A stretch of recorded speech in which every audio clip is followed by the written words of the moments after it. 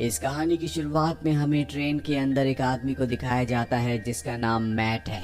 वो अपने दोस्त के साथ वहां पर होता है और तभी वो देखते हैं कि सामने एक लड़की बैठी है जिसका नाम जेनी है।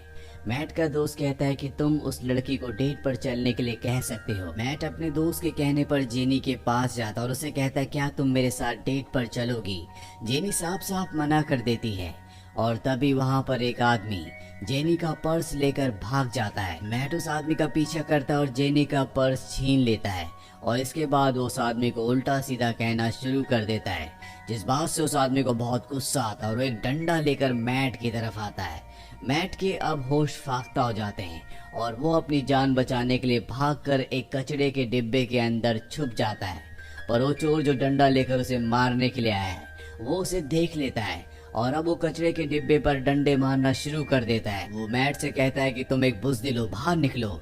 और अब मैट के पास कोई भी रास्ता नहीं है और जैसे वो कचरे के डिब्बे से बाहर निकलता है उसके सामने जेनी होती है। मैट सोच में पड़ जाता है कि वो आदमी जो उसे डंडे मारना चाहता था वो कहाँ गया।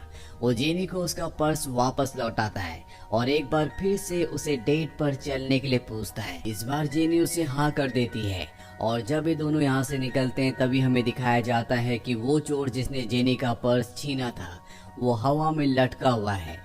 वहीं मैट जिस ऑफिस में काम करता है वहां पर एक लड़की को पसंद करता है, लेकिन उसका पहले से एक बॉयफ्रेंड है, इसीलिए कभी भी वो मैट के साथ डेट पर नहीं गई। और तभी मैट को जेनी का कॉल आता है। वो कहते हैं कि हम आज रात को डेट पर चल सकते हैं, जिसके बाद ये रात को एक रेस्टोरेंट में डिनर करने के लिए जाते हैं जहाँ पर एक दूसरे से बहुत अच्छे से बात कर रहे होते हैं। और तभी जेनी को अचानक से कुछ हो जाता है, ऐसा लगता है कि उसने कुछ महसूस कर लिया। वो मैट से कहती है कि मैं वॉशरूम से अभी होकर आती हूँ और हमें दिखाया जाता है कि शहर में एक बिल्डिंग के टॉप पर आग लगी है। वहां पर तभी एक लड़की आ जाती है जो कि सुपर गर्ल है, जिसे जीगल के नाम से जाना जाता है। और जीगल वहां पर तेजी से हवा में घूमना शुरू कर देती है। उसकी स्पीड इतनी ज्यादा होती है कि वो उस आग को बुझा देती है। वही मैट को दिखाया जाता है जिसे लगता है कि जेनी अब जा चुकी है। वो अपने दोस्त से कॉल पर कहता है कि शायद अब मुझे भी निकल जाना चाहिए, पर इससे पहले कि वो यहाँ से निकलता जेनी वापस आ जाती है और एक बार फिर से मैट के सामने बैठ जाती है। मैट जेनी को बताता है कि तुम्हारी चिन पर कुछ लगा हुआ है।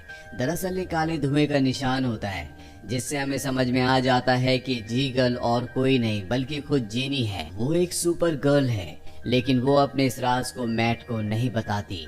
इन दोनों की डेट बहुत अच्छी होती है, इसीलिए तय करते हैं कि ये दोबारा मिलेंगे।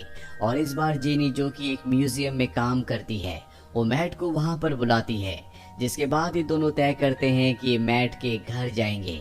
और मैट के घर पहुंचने के बाद इनके रिश्ते में और भी नजदीकी आ जाती है। यहाँ पर हमें दिखाया जाता है कि इन दोनों पर कोई ना कोई नजर रख रहा है, लेकिन वो कौन है इसके बारे में कुछ नहीं पता। वही मैट जेनी के साथ अपने रिश्ते से बहुत खुश होता है और अगले दिन वो अपने दोस्त से मिलने के लिए जाता है। उसका दोस्त कहता है कि तुम्हें जेनी से दूर रहना होगा, तुम उससे ब्रेकअप कर लो। पर मैट साफ साफ मना कर देता है। वो कहता है कि मैं जेनी के साथ खुश हूँ। और जब वो वहाँ से बाहर निकलता है तभी एक आदमी उसे जबरदस्ती गाड़ी में बिठा देता है। गाड़ी में एक प्रोफेसर होता है। ये प्रोफेसर वही है जो रात को इन दोनों पर नजर रख रहा था। वो मैट से जेनी के बारे में कई सवाल पूछता है, लेकिन मैट को कुछ भी नहीं पता होता, इसीलिए वो उनके सवालों का जवाब नहीं दे पाता। जिसके बाद मैट को स्टैच्यू ऑफ लिबर्टी से उल्टा रस्सी से टांग कर लटका दिया जाता है और अगले पल वो रस्सी टूट जाती है। इससे पहले कि मैट नीचे गिरता और उसकी मृत्यु होती, वहाँ पे जीगल यानी कि जेनी आकर उसे बचा लेती है। वहीं प्रोफेसर को दिखाया जाता है जो जेनी के घर जाता है। वो उसकी घर की तलाशी लेता है और तभी उसे कोम में जेनी के बाल दिखते हैं, जिन बालों को वो अपने साथ लेकर वहां से निकल जाता है। दरअसल उसके बालों से उसके डीएनए के बारे में उसे पता चल सकता है। वही हमें मैट को दिखाया जाता है जो जेनी के साथ घूम रहा होता है। दरअसल जेनी ने उसे बचाने के बाद उसे अपनी असलियत यानी कि वो जीगल है इस बारे में कुछ नहीं बताया होता। वो मैट के साथ घूम रही होती है और तभी वो देखती है कि सड़क पर एक बच्ची है जिसका कार से एक्सीडेंट होने वाला है, लेकिन इससे पहले कि कार उस बच्ची को हिट करती जेनी अपनी सुपर स्पीड से उसे बचा लेती है, लेकिन वो खुद कार से टकरा जाती है जिससे वो बहुत दूर गिरती है। ये देखकर मैट पूरी तरह से घबरा घबरा जाता है, पर जब वो जेनी के पास जाता है तो पूरी तरह से ठीक होती है। जेनी को खरोच भी नहीं आई होती और ये देखकर मैट और वहाँ पर सभी लोग पूरी तरह से हैरान हो जाते हैं। मैट अब जानना चाहता है कि जेनी को कुछ क्यों नहीं हुआ, उसे खरोच भी क्यों नहीं आई। जेनी मैट को अपने साथ अपने घर ले जाती है और जहाँ पर वो अपनी शर्ट खोलकर उसे दिखाती है कि वही जी गर्ल है, यानी कि वो लड़की जो इस शहर को बहुत वक्त से बचाती आ रही है। ये देखकर वो पूरी तरह से हैरान हो जाता है। मैट जेनी से कहता है कि एक प्रोफेसर मेरे पास आया था, वो मुझसे तुम्हारे बारे में सवाल पूछ रहा था। जेनी कहती है मैं उसे जानती हूँ, हम दोनों कॉलेज में एक साथ पढ़ते थे। उस वक्त हम दोनों एक दूसरे को डेट कर रहे थे और एक रात को जब हम दोनों एक दूसरे के साथ थे तभी हमने आसमान से धरती की तरफ एक मीटरॉइड को गिरते हुए देखा। हम उस मीटरॉइड को देखने के लिए चले गए और जब मैं उस मीटरॉइड के पास गई तो पूरी तरह से ब्लास्ट हो गया और उसके अंदर जितनी भी एनर्जी थी वो सब की सब मेरी बॉडी ने एब्जॉर्ब कर ली, जिसके बाद मेरे अंदर बहुत सारी सुपर नेचुरल पावर्स आ गई। मेरे अंदर जितनी भी डेफिशिएंसीज थी वो पूरी तरह से खत्म हो गई। मैं पहले से भी ज्यादा अट्रैक्टिव हो गई। इसके बाद मैंने प्रोफेसर से ब्रेकअप कर लिया और कॉलेज के दूसरे लड़कों को डेट करना शुरू कर दिया, जिससे प्रोफेसर को बहुत हर्ट हुआ और अब वो मुझसे किसी भी कीमत पर बदला लेना चाहता है, इसीलिए वो मेरी कमजोरी को ढूंढ रहा है। वहीं प्रोफेसर को दिखाया जाता है जिसके पास जेनी के बाल होते हैं और वो उन बालों से किसी भी तरह से जेनी की कमजोरी को ढूंढने की कोशिश कर रहा होता है।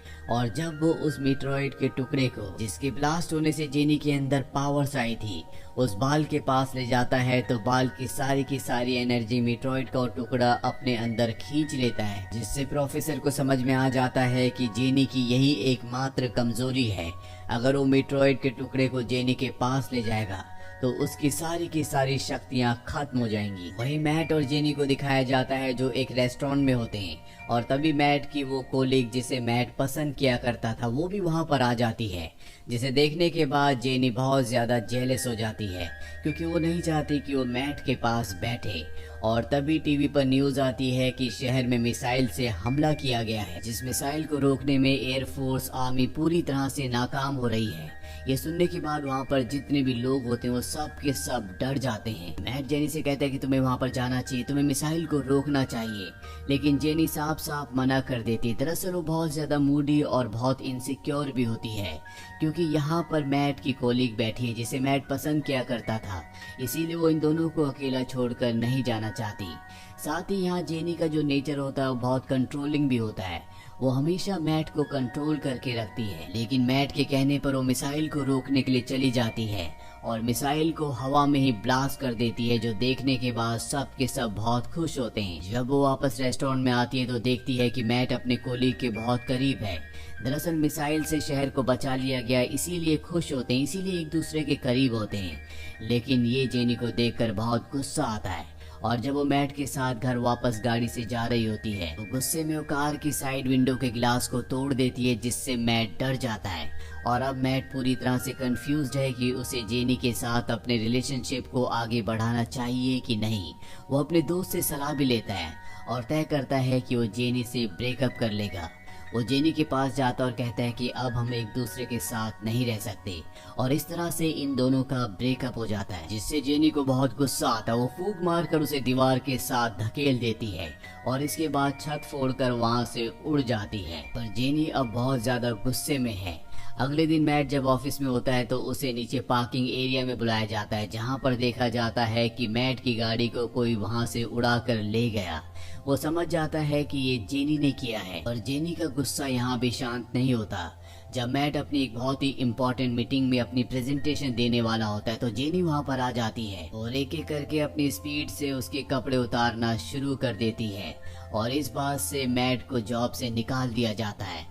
मैट पूरी तरह से परेशान हो चुका है, इसीलिए घर आने के बाद वो तय करता है कि वो इस शहर को छोड़कर चला जाएगा। पर इससे पहले कि वो शहर छोड़ता यहाँ पर प्रोफेसर आ जाता है और वो मैट से कहता है कि तुम्हें जेनी को हराने में मेरी मदद करनी होगी, और मैट साफ साफ मना कर देता है। तभी मैट को उसकी कोलीग का कॉल आता है जिसे वो हमेशा से पसंद किया करता था, और जब वो अपनी कोलीग के घर जाता है तो उसे पता चलता है कि उसका जो बॉयफ्रेंड था उससे उसका ब्रेकअप हो चुका है।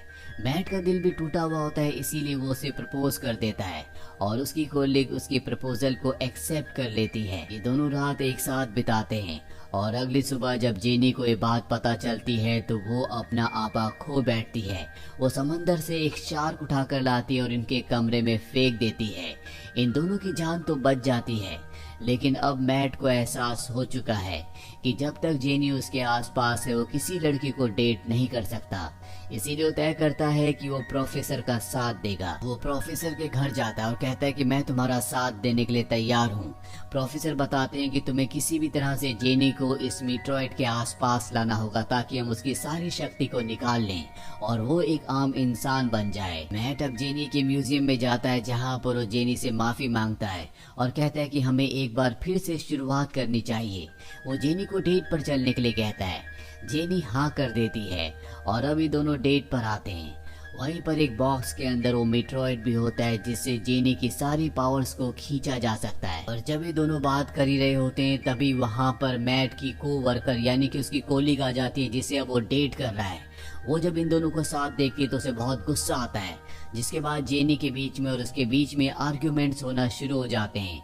यहाँ पर अब मैट का दोस्त भी आ चुका है। मैट उसे बॉक्स खोलने के लिए कहता है जिसके अंदर मीट्रॉइड का टुकड़ा है और जैसे ही वो उस बॉक्स को खोलता है तो मीट्रॉइड का टुकड़ा जेनी के अंदर से सारी की सारी पावर्स अपने अंदर खींचना शुरू कर देता है और कुछ ही देर बाद जेनी के अंदर जितनी भी पावर्स होती हैं वो सब की सब मीट्रॉइड के अंदर वापस चली जाती है। जेनी एक बार फिर से आम लड़की बन चुकी है।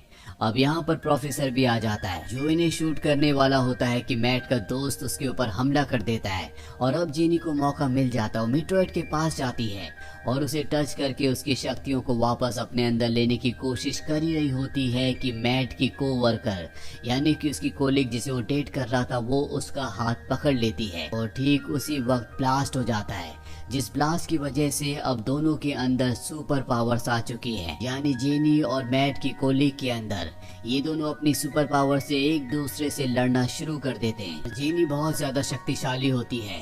ये दोनों लड़ते लड़ते एक फैशन शो में चले जाते हैं, पर तभी वहाँ पर मैट आ जाता है और वो जेनी से कहता है कि तुम्हारा एक्स बॉयफ्रेंड यानी कि प्रोफेसर आज भी तुमसे प्यार करता है। जब मैं उसके घर गया था तो उसने आज भी अपने घर पर हर जगह तुम्हारी तस्वीर लगा रखी है। वहाँ पर प्रोफेसर भी आ जाता है। जेनी प्रोफेसर से कहती है क्या ये बात सच है? वो कहता है कि हाँ, जब तुम्हारे अंदर सुपर पावर्स आ गई थी तो तुमने मुझे छोड़ दिया था, इसीलिए मैं चाहता था कि तुम्हारी सुपर पावर्स हमेशा के लिए खत्म हो जाए ताकि मैं एक बार फिर से तुम्हारे साथ रह सकूं। और वो यहाँ पर जेनी को प्रपोज करता है। जेनी उसकी प्रपोजल को एक्सेप्ट कर लेती है और ये दोनों एक दूसरे के साथ खुशी खुशी रहना शुरू कर देते हैं। साथ ही मैट अपनी कोलिग के साथ जिसे वो हमेशा से पसंद किया करता था। इस कहानी के अंत में दिखाया जाता है कि जेनी मैट की उस कार को जिसे उड़ा कर ले गई थी और स्पेस में फेंक दिया था उसे वापस कर देती है। और इसी के साथ ये फिल्म, ये कहानी यहीं पर खत्म हो जाती है। ये फिल्म ईयर 2006 में रिलीज हुई थी। IMDb पर इसकी रेटिंग है 5.2। उम्मीद करते हैं कि ये कहानी आपको पसंद आई होगी।